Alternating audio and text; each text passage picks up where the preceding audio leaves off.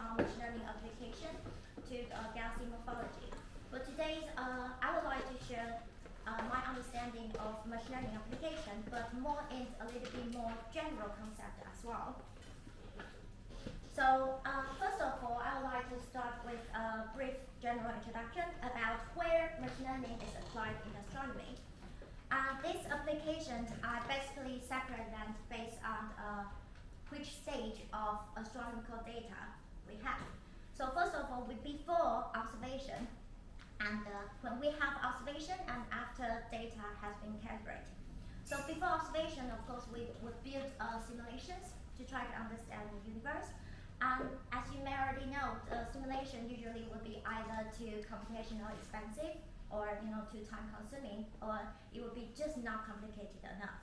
Therefore, there is an increasing interest of people trying to use machine learning to generate fact data with a more efficient method, but at the same time with high fidelity. And when you have observed data, that people can use machine learning to try to accelerate the preprocessing process, like doing signal reconstruction, object detection, and in the future survey, when you go deeper and deeper, like James Webb, you will have the situation that you get the image that the foreground galaxy and background galaxies kind of overlap with each other. So a lot of people just trying to work on machine learning, trying to blend these type of galaxies in their pipeline.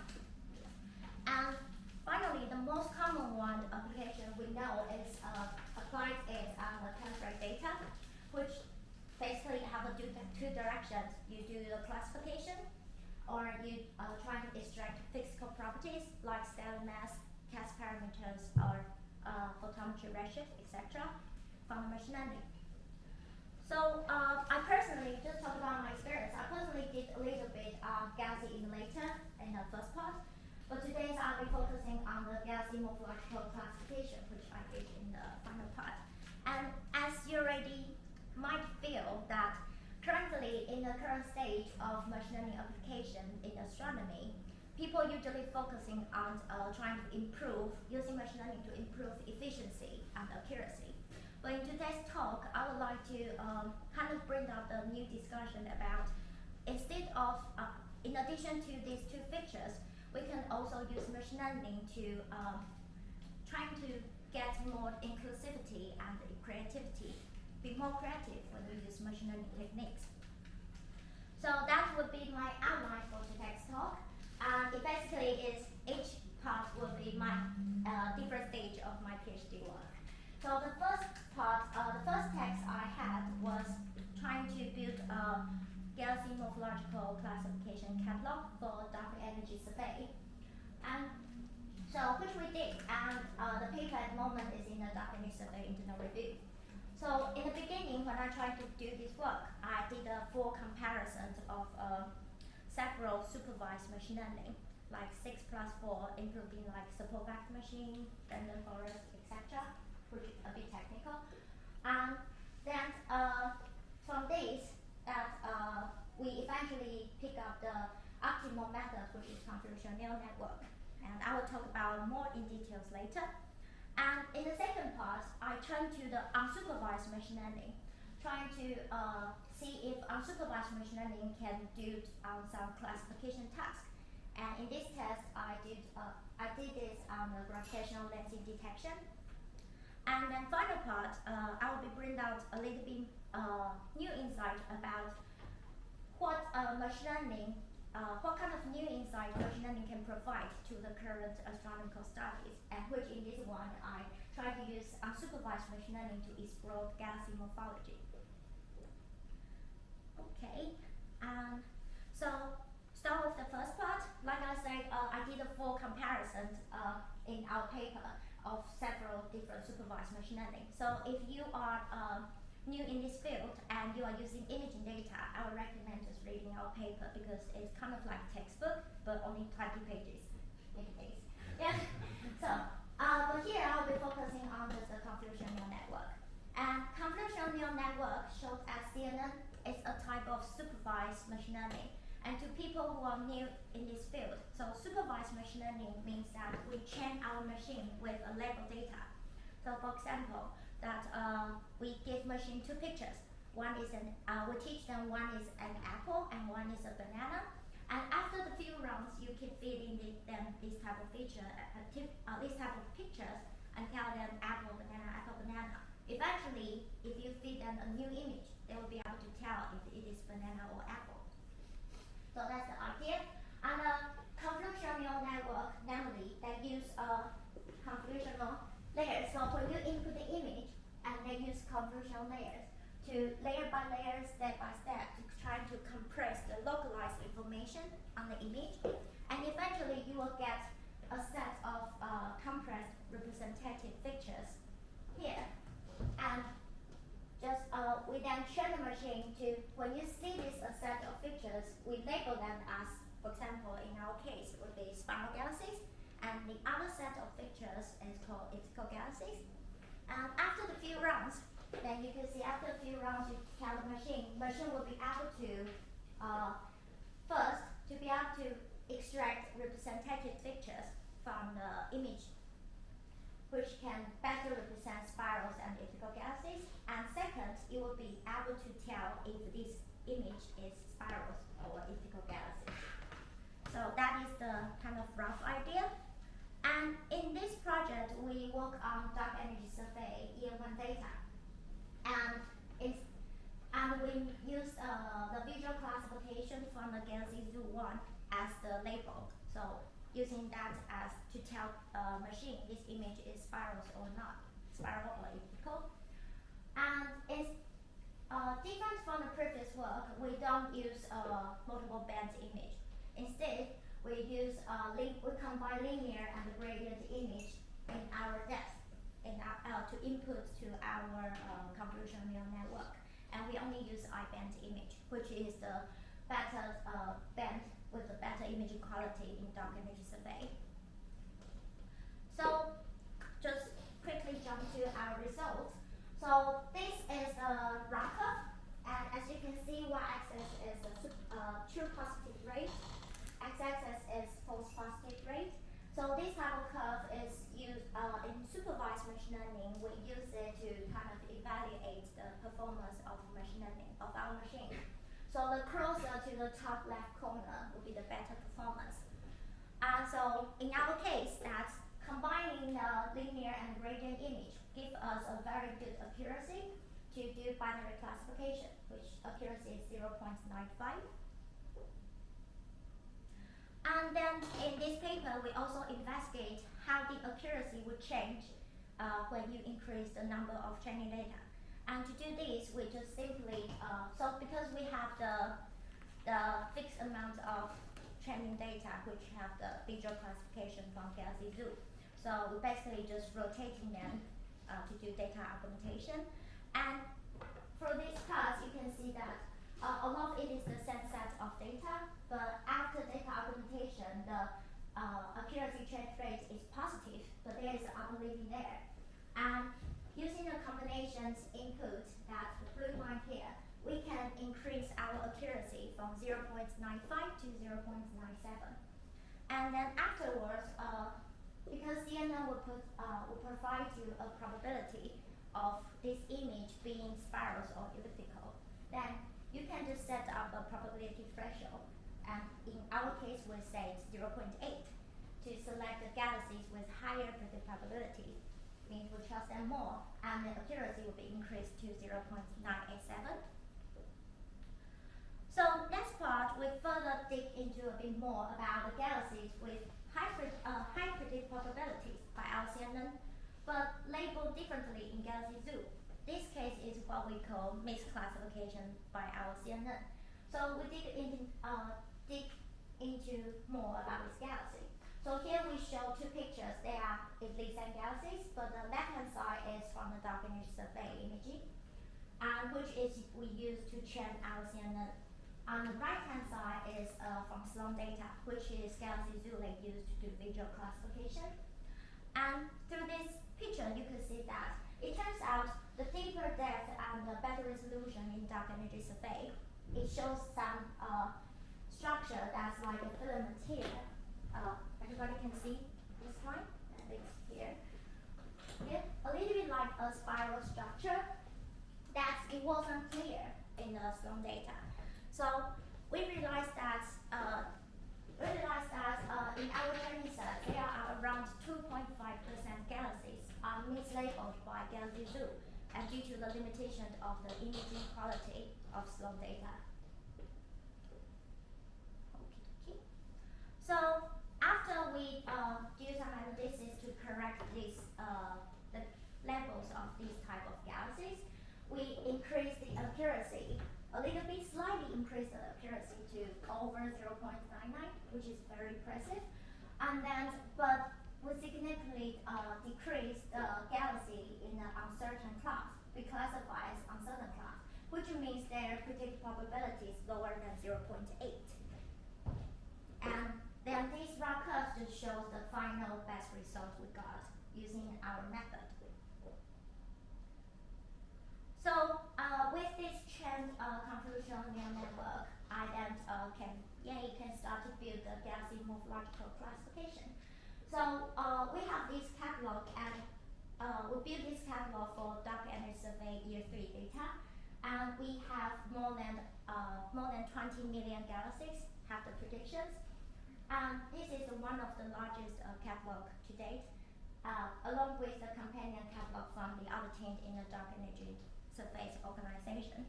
So at the moment, I'm currently working on some science using this catalog with the other catalog people, and we'll combine it with spectroscopy surveys and trying to investigate some interesting objects like red spirals. So with this kind of big amount of classifications, it actually can kind of get into a lot of better statistical analysis than before we can do. So if you are interested in our catalog, just please check with me, because at the moment, paper is still in the internal review, and the catalog is not public yet. Do you also flag for mergers, for example? Oh, no, we don't. So in our classification, in both catalogs, we only do binary classification, basically. But because due to the fact that our models basically train with brighter galaxies and low redshift, so we actually have a kind of full discussion and analysis in our paper to say how well our machine can predict faint galaxy at higher redshift, because that will be in a different condition. So in our catalog, we also provide a confidence flag that could tell you how much you could trust this prediction for these galaxies. Yeah. Okie dokie. So far you can see that supervised machine learning actually can reach a very good accuracy. And in terms of efficiency, just give an idea about time scale, that you train the machine about 1 or 2 hours or more on GPU, depending on your architecture and how much training data you use. But in terms of predictions, in our case, it only takes about 5 seconds for predicting 1,000 images, so which is pretty good, because 1,000 images might take me a day to do visual classification. And however, you also might can see that the contamination of an incorrect label can cause some influence to our final predictions. That's, you might easy to see there is a very big problem in terms of in supervised machine learning is what we call training set bias. So here just show you a very famous example in computer science, that so this algorithm is doing object detection. So at the left side you can see they detect a person, detect a laptop, everything seems working fine. But when you put an elephant inside this room, the machines fail to detect it, even though the machine does have elephant in their database. So the situation is that elephant in a room is not the usual case that for machine. Machine is not trained to know about this situation. So then you can see that there's a big issue is supervised machine learning probably will be failed to be inclusive, because if you want them to be inclusive, you need to teach them kind of everything you know, and obviously it is quite impossible. Therefore, it gets me to think, so if supervised machine learning is not inclusive, can we use unsupervised machine learning to do a classification task?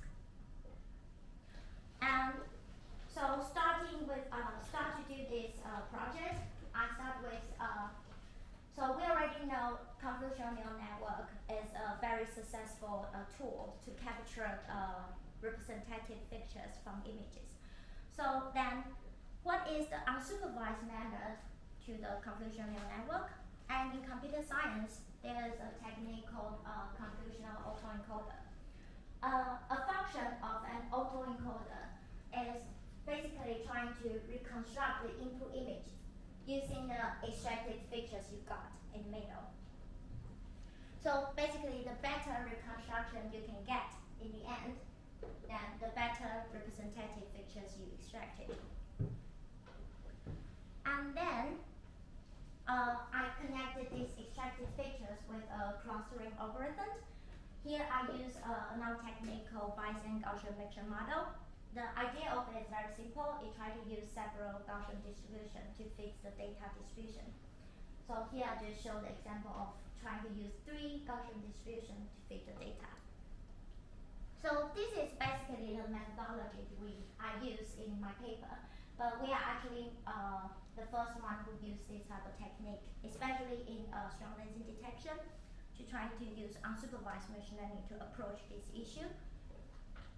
And in this work, because we are the kind of like first test, so we work on simulate data and jump out of the Galaxy morphology. I chose to do strong lensing detection because the feature of Galaxy scale strong lensing will be relatively significant than the Galaxy morphology. And we use simulate data, which is for Euclid image inequality. And so result again, eventually we got 24 clusters.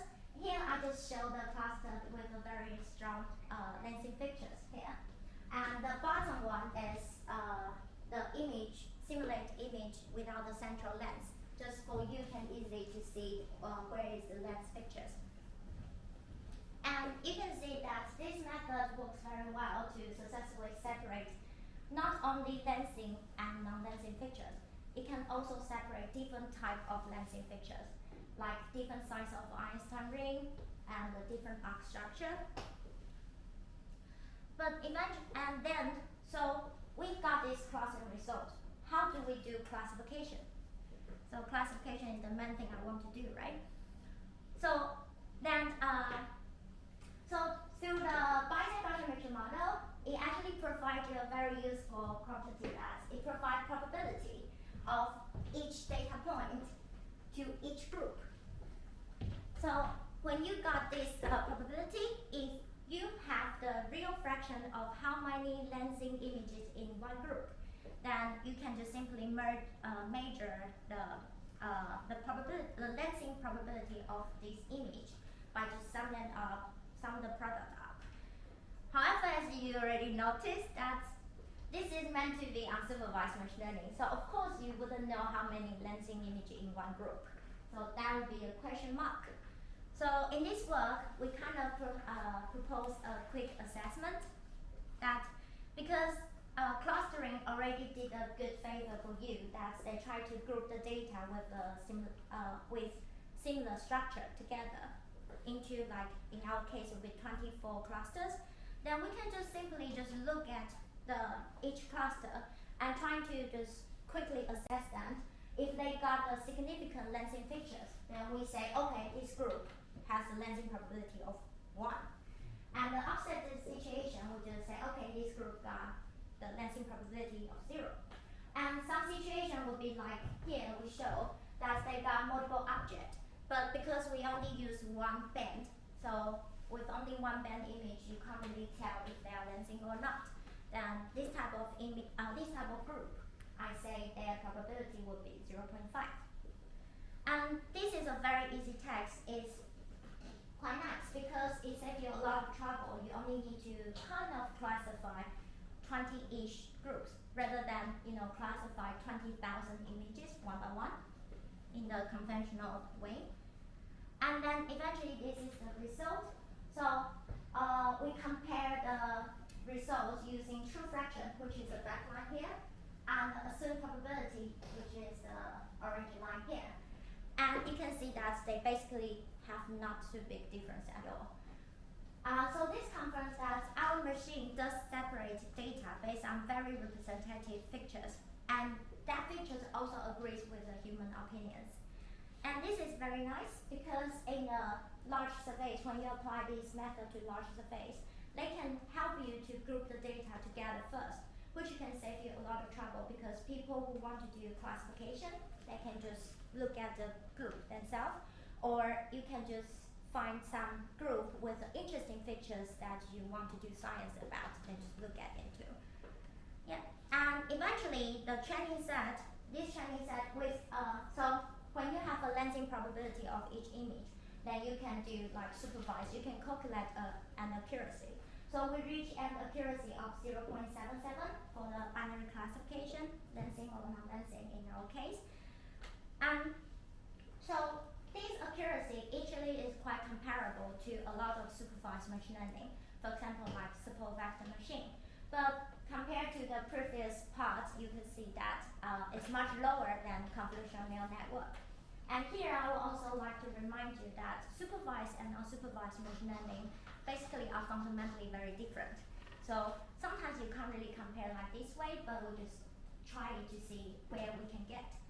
And also, currently, when we train supervised machine learning, we basically base on what we call human knowledge, human classification. Then what if human opinion is actually the one who is biased? So it actually gets me to think to the next project I got, that what kind of new insights to the current astronomical studies that a machine could provide. Because I'm just kind of not just human being. Yeah. So I would invite you to rethink about the Hubble sequence. If you are working on Galaxy, this probably will be quite familiar with you. So Hubble sequence is a very popular visual classification system for galaxy morphology. And from the left to the right, you can see that there's elliptical galaxies. Lenticular top is typical spirals, bar spirals, all the way to irregular galaxies. So there are a lot of studies supporting this classification system, but visual classification system is actually quite subjective, and so of course you would have some bias there. Therefore, a lot of astronomers are trying to find a more quantitative way, like using parametric like source profile or non-parametric like cost parameters, trying to give a little bit more quantitative classification for galaxy morphology. And in our case, we are kind of seeing that if a machine could see galaxies, and what kind of classification system they would suggest instead of the Hubble sequence. So this part will be quite technical, just give you some preparation. And because of that, I will start with the data introduction first. So the data used in this paper, we use R-band Sloan data, which is Sloan data just because Sloan data is quite well investigated.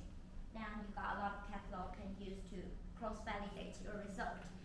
And to be able to have the flexibility to control our data distributions, we associate our data with 8 dominant Hubble types. Just here, the elliptical, lenticular, early spirals, left spirals, irregulars, and their bar galaxies, based on the T type and the bar probability from the Helena's paper in 2018. Yeah.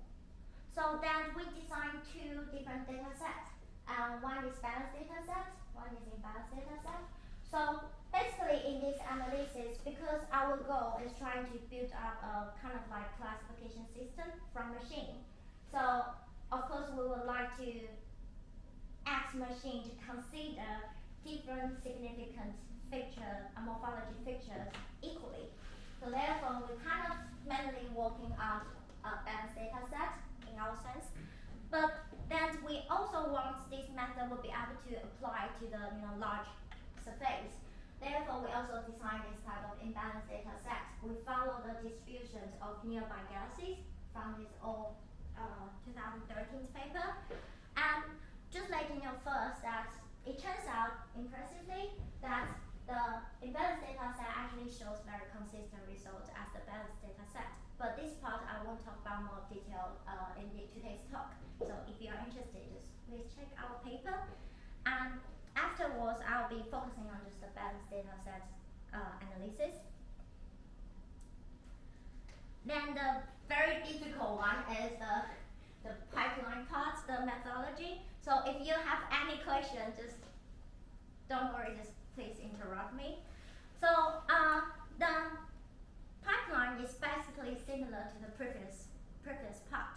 We start with a feature learning and use an architecture like convolutional autoencoder. So if you got this one, it's basically a convolutional autoencoder. But a little bit different, this technique, we include a vector quantization process. And so this technique we call, it got an official name called vector quantized birational autoencoder. It was developed by Google DeepMind. So yeah, Google DeepMind. And including this vector quantization process, it helps a lot in terms of speed up the feature learning process. For example, give a time scale. In the previous part, using convolutional autoencoder, it took me about 4 to 5 days to run 100,000 images on GPU. But on VQVAE, this vector quantized birational autoencoder, it just took me a couple hours on the same GPU. So it will successfully speed up the feature learning process, and it also gives you the chance that you will be able to analyze survey data, or even include these machines, this method into the pipeline of surveys. And then after you got the feature learning process, each image would then represent by a set of extracted features like before. Then we connect with another clustering algorithm, and different from previous part, we use hierarchical clustering.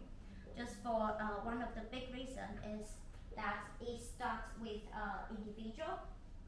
So hierarchical clustering, one image will be one group in the beginning, and gradually they will merge to clusters group based on their similarity, or you could say the distance between these two groups on the feature space.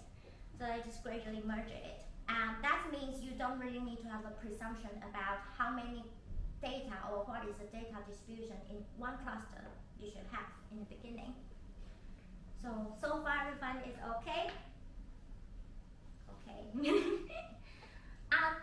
There's a very big difference from our work than the other previous work, is that we include 3 different strategies in this work, which significantly just make our result more sensible than others. So the first one we did is we're trying to consider, so in the feature learning process, we're trying to consider a quick clustering assessment when we are trying to extract the pictures, which means that we want these extracted pictures can not only reproduce the image, but also can be separated into 2 initial groups already. And how we do that is that, so this is the architecture we use in our work. So the middle one, if you don't ignore it, it'll be convolutional autoencoder, and the middle one with vector quantization process. So after we got the extracted pictures, we input it to do a quick assessment for clustering, trying to separate them into 2 clusters. And using these clustering results, we define a new penalty, trying to reduce the penalty while we are training to minimize the total loss. So eventually, our machine will be able to extract the features that can well reproduce the input image, but also in the feature space, they can be well separated into 2 groups. And this setting is very important because it stabilized our initial clustering result. Here I show some example. So the top one is the balanced data set, and the bottom one is imbalanced data set. So you can see that the initial 2 clusters, one of them would be kind of with more features, which I call feature group, and the other will be basically less feature. And in fact, after the analysis, the feature group, it does dominate by the late type galaxies, and the less feature group is dominated by early type galaxies. And to avoid some like number bias during the analysis, I define another quantity called dominance. So dominance is the definition of dominance is the fraction of the morphology type in one cluster divided by their initial fraction in the whole data. Make sense? Yeah, so therefore you can kind of divide by, just kind of eliminate the number difference influence. So here you can see left side is balanced data set, and here is imbalanced data set. Top is feature group, bottom is less feature group. They basically show very good consistent dominance distribution, which means that no matter what kind of data distributions we use, at least in our case, the balance and imbalance, our machine capture the consistent features, like feature features from the data. So then the other two strategies we use, which are quite important and quite crucial in this work, is that first of all, in the typical hierarchical clustering, they basically use one single distance to try to define how many clusters you're going to get. So just like, for example, I draw a line here, then I will get 2 clusters. If I draw a line here, then I will get 4 clusters. Make sense? But then in Galaxy morphology, you will think about it doesn't sound sensible at all, because different morphology type actually will have a very big different level of variation within the type. For example, you can imagine that 2 spiral galaxies would have higher variation than 2 elliptical galaxies. So therefore, in this work, we try to allow the different distance ratio in each branch. So this, for example, this we call one branch. This is one branch, and we maybe say we allowed a cut here. But in another branch, we maybe allowed a cut here. So then this branch will allow the cut here. So in each branch, we allow the different cut on the merger tree in a different depth. And then the next question would become, so where should we draw the cut? Where is the sensible place to draw the cut? And here, I would like to jump out a little bit to talk about 2 biggest issues in unsupervised machine learning, especially in the Galaxy morphology. One is rotation environment. So rotation environment is that when you rotate a galaxy, ideally you would like this machine to classify these rotated galaxies to the same group as their original galaxy. But for autoencoder, it's actually difficult to do so. And even they are able to do that, eventually you think about the clustering process, there will be one cluster is generated because of this galaxy orientation difference. Yeah. So that to preserve the rotation environment is actually is a very difficult topic in this application. And another issue would be quite fundamental. So how many clusters we should go for? Yeah, so that would be a big question, right? How many clusters is reasonable for Galaxy morphology? Yeah, that's actually a very, very tricky question to deal with. So in this talk, in this work, we're trying to deal with these 2 issues altogether.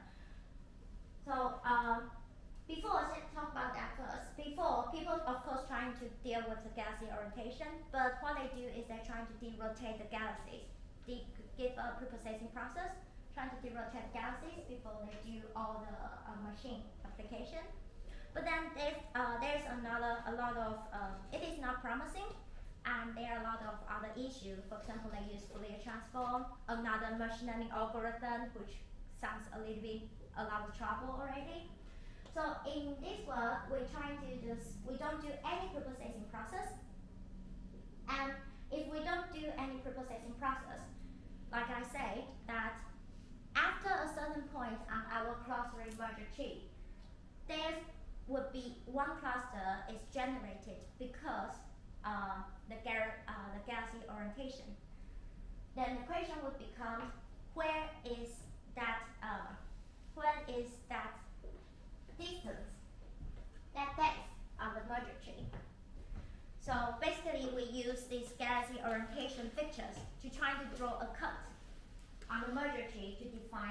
what is the optimal number of clusters we should go for the Galaxy morphology. Yeah, it sounds a little bit complicated, so if you have any questions, you can come to talk to me afterwards. And then, okay, with these three strategies, we eventually got 27 clusters was suggested by the machine, which is much more sensible than the previous work, because in the previous work they got about 160 clusters for Galaxy morphology. So I relatively might think Galaxy morphology might not be that much. Yeah, so we got 24 clusters, and here I just show the example, randomly pick example from each cluster, and I order them by the t-type distribution, t-type, average t-type.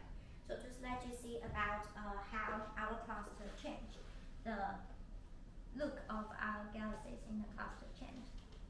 And then we associate these 27 clusters to Hubble sequence, Hubble types, based on the dominance.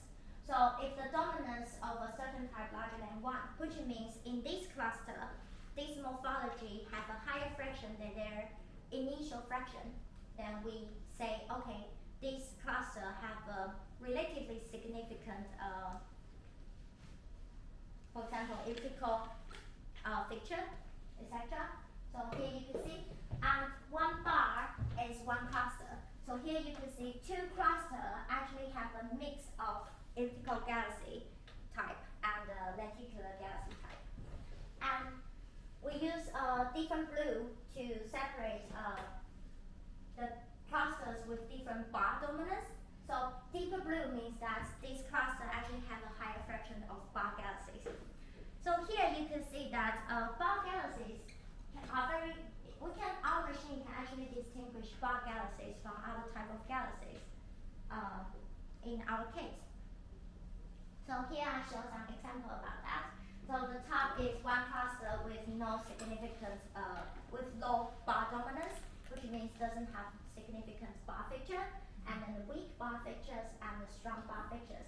And they are entirely unsupervised. It's machine do it themselves, which is quite impressive. They can separate the bar features very well. And then the secondly from this plot you might can notice is that there is not a cluster for elliptical galaxies or simply for early spirals. So in our analysis, it turns out that we realized that early spirals is actually a class that it includes a very broad range of transitional features. So in our work, we discovered it is very difficult to try to classify early spirals based on galaxy structure into like either early type galaxies or late type galaxies. So even 2-way is already difficult for early spirals. And then, so here, as you can see furthermore, we see that for our machine, it's when you get more and more cluster, it's actually still difficult for machine to define a type of class specifically for early spirals based on galaxy structure. And then this is the similar situation to the lenticular galaxies. So the reason why we don't have a elliptical galaxy cluster is because it kind of have a big mix with lenticular galaxies. So here we showed another Veracity index distribution. So Veracity index, to people who don't know, it basically shows how disky your galaxy structure is. So basically, if you close to 0 means you are more disky, and close to larger value means you are more core structure. So here we show that the 4 clusters that with a mix of lenticular galaxies. These 2 is the mix. These clusters have a mix of elliptical and lenticular galaxies, and the yellow line is a mix is only with lenticular galaxies, and the blue one is the mix of lenticular and the early spirals. So you can see that to our machine, only the lenticular with a very moderate disk structure, just about right disk structure, they can successfully classify them, distinguish them from other type of morphology type. Otherwise, it would be always have a mix with lenticular, with other types. So here we also showed a quick example about a mix of elliptical and lenticular in one cluster, and the spirals as well.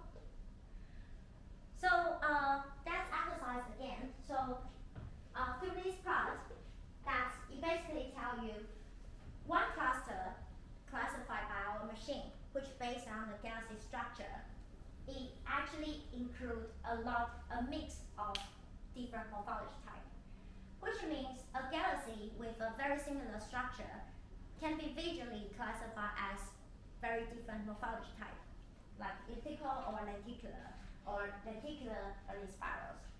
So it shows us that there is actually the decision boundary of a visual classification, such as like haplotypes, is not that precise defined. Yeah. So it shows that since there's an intrinsic vagueness existing in the visual classification, the only exception is this one. So it got a very big mix of lenticular early spirals and irregular. It turns out that here, the example for this one. So it turns out that because it got a bright companion in the center, so our machine kind of failed to properly distinguish them. So in the end, just a little bit brief, trying to examine our clusters with the physical properties of galaxies. So now here we showed a colorimetric diagram and colored by the stellar mass. And here is the mass size relation. And one circle represents one cluster defined by machine. And we use the average value of this quantity to show. And so here you can see that each machine classification actually has a distinctive physical properties from each other. And the stars ones, it just using the data with the same certain type as a comparison. And it also shows that our machine-defined classification kind of actually can fit quite well in between two different haplotypes. So with this machine classification, you probably can find some missing morphologies that probably did not recognize or did not distinguish before in a traditional visual classification. Okie dokie. So here, just my summary. I just kind of roughly list each part, like the summary of each part. But I think the key message I want to bring up today is that in addition to the efficiency and accuracy you can try to improve by a machine learning technique, I would like to propose that to try to think about more in terms of inclusivity, because in the future for the larger space, you can't really guarantee that human knowledge has covered everything you probably can expect. So to be able to cover more like unknown patterns, unsupervised machine learning would be a very important trend to go as well, to investigate more. And it actually is still a very new topic. So for example, at the moment for galaxy morphology, as far as I know, it will be including me maybe 4 papers on it. So it's a developing topic. And secondly, most importantly, I would like to say be more creative when you're using machine learning algorithms. Because as a powerful statistical tool, machine learning can do much more than you can imagine. Of course, you need to be very careful when you use it, that's for sure. But there are much more things you can do rather than just trying to improve efficiency and accuracy. So that'll be all of my talk. Any question for me? Sorry.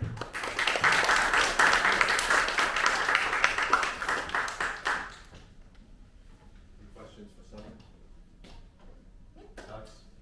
Yeah, great talk. Thanks for that. I had a question about how you built the convolutional neural network, the first project. In terms of choosing the structure, the architecture of the network, the number of layers, how wide they are, the strides, all that sort of stuff. Did you try a lot of different architectures? How did you settle on the final design of the CNN? So this architecture is really simple. Do you know that? So the very first paper who used convolutional neural network was Durham in 2015. Yeah. So basically, they have a lot of tests already already. So we basically just kind of simplify a little bit their architecture and to do the test. But of course we test a little bit more, but eventually it turns out this architecture works better, so then we use it. But if you would like to know how to kind of tune the hyperparameters, I would recommend to try to use, there's a technique called Bayesian optimization. Yeah, which would be very helpful if you want to tune, trying to see what kind of, how many layers I should go, how many dropouts I should go, etc. things. That would be very helpful. Yeah.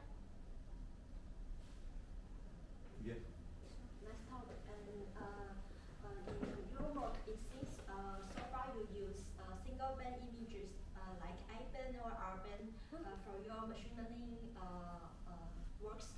And have you tried multi-band images, and especially for higher different galaxies at different resolution? Maybe it can be helpful.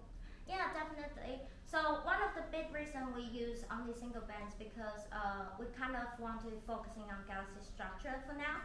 And for this one, for the supervised part, the reason why we just continue doing the I-band image, one of this because of computational resource. We don't have powerful things to do.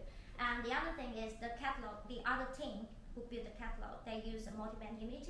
So we kind of want to be different to see different chaining.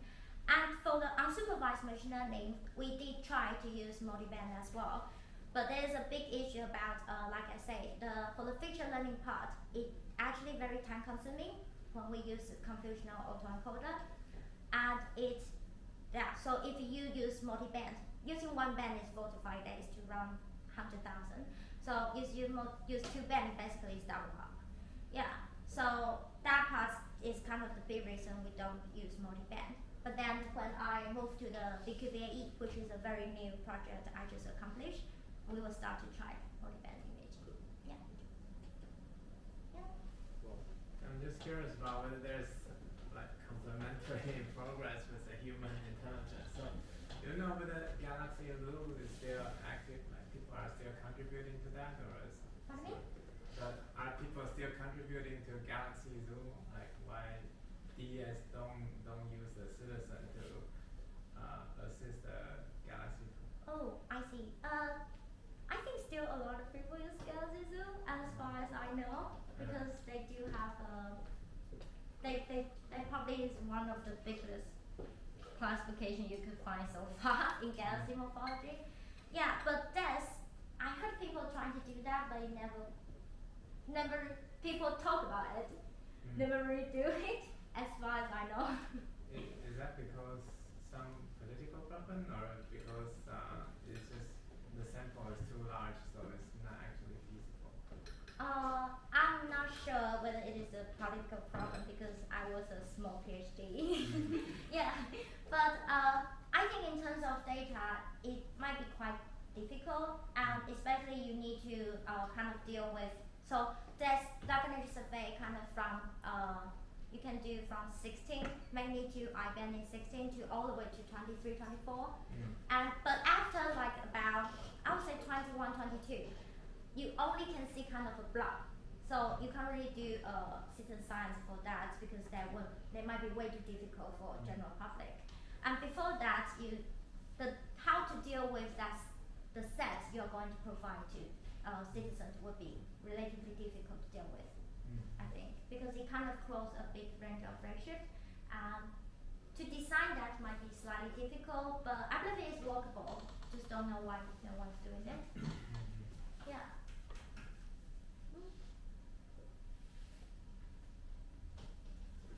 well, the last part, you mentioned about the galaxy rotation. Is that, you're talking about inclination of the galaxy or rotation? Oh, And the rotation. Skyplane. Yeah.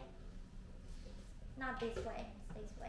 So the big issue of Inclination is easy. You mean distinguish the inclination. Edge on to face on. Edge on and face on is relatively easy because for autoencoder, you can see they're trying to reconstruct the image, right? So the reason why rotation will be more difficult is because if I got a block here in the input image block there, the output image will try to record the block here.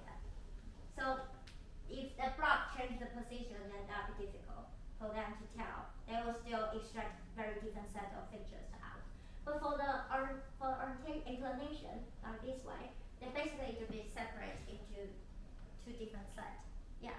So in our final project, I actually have another plot is about how the inclination change within our clusters, and there are one cluster is, you probably can see that. Yeah, I have difficulty to think with that. But you might can see some clusters are relatively face on. Some of them are significantly like age on, etc. things.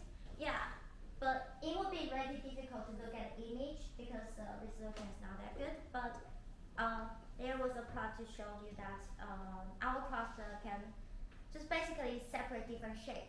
You can say different elasticity as well. Yeah, which can be a problem, but can be an advantage. Depends on what kind of science you are doing. Yeah.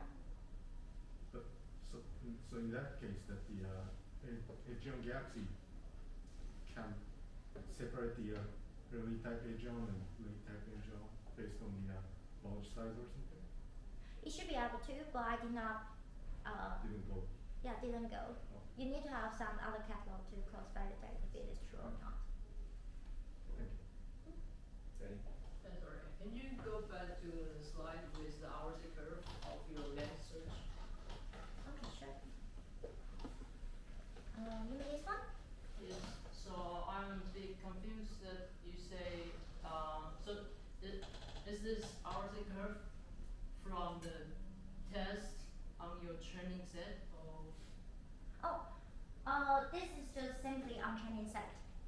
Oh, Yeah. okay. Because So- I'm not an expert in Mhm. machine learning because I remember when you train the network, then you should test the test set that is never used in your training, right? So I'm not sure what's the meaning of this RC curve. Okay, so your case was right, but that is actually for supervised machine learning. Because you think about that, unsupervised machine learning, you basically just provide data, you don't provide label. So there's no way you be able to say whether your classification is right or not by the testing set. So the training set, maybe I should not call it training set, just data, this set of data that I need to analyze whether this data accurate or not, classification is accurate or not. But then how do you define true positive and false positive in an unsupervised? Yeah, so for unsupervised or for this case, it will be just, well, eventually from the previous slide, we told you that based on some assumed probability, we are able to get the lensing probability of each image. That if you can basically compare with their true label because it's simulate data. Then you can get rough curve. But if you're talking about unsupervised machine learning, no, you can't. So at the moment, there's another quite big issue is that people don't know how to, even in computer science as well, I try to look for it. It's difficult to find a universal way to evaluate which unsupervised machine learning is making more sense. It feels like it's more like case by case. Really depends on which topic you're talking about, and maybe we can base on human knowledge. For example, like Galaxy, we got 27 clusters. So based on my astronomical knowledge, I would say it seems more sensible number than the previous one, which got 160 clusters for Galaxy morphology. But it's difficult to evaluate which one is better. At the moment, there's not a universal way like supervised, we can just see rough curve. My very minor suggestion for this lens search. So I mean, since your method is quite machine learning based, I would suggest maybe you could also combine some method from like more astrophysics side. For example, you could first when you try to apply your method on the real data, maybe you can start from some more massive galaxy that is more possible to be a dancing galaxy. Then maybe you're like true positive.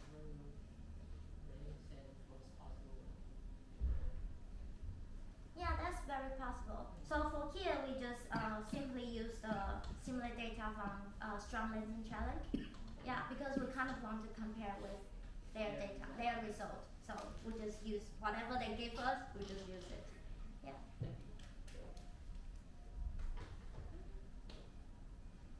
more questions? I've got one.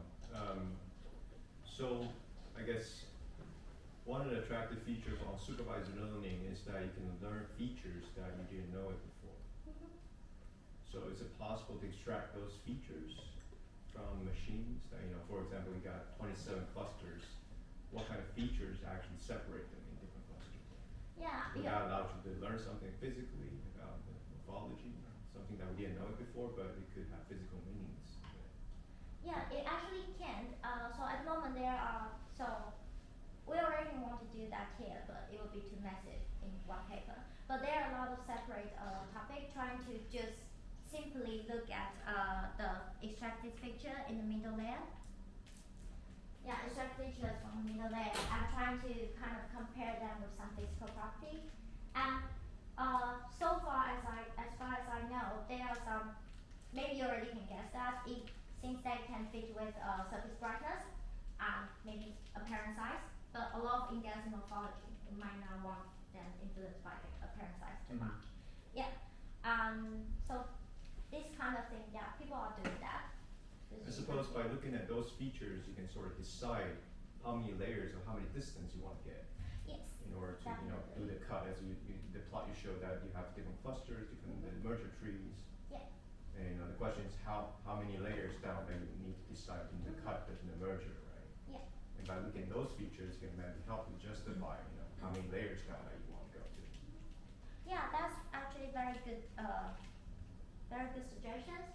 So, yeah, I think that is very good suggestion. Basically here we're just trying to propose one possibility you can do this approach. Yeah. Yeah, because but that would be different approach, I think. Yeah. This is based on the physical knowledge that we Yeah, have. it's kind of different. That would be really, really cool approach, I think. Any other questions from the audience? Well, if not, Sunny's going to be around till about Maybe at least before New Year. before the Lunar New Year. Yeah. And she's sitting in 1306. 06. So if you're interested in machine learning and more details, please come talk to her. And let's thank Sunny again.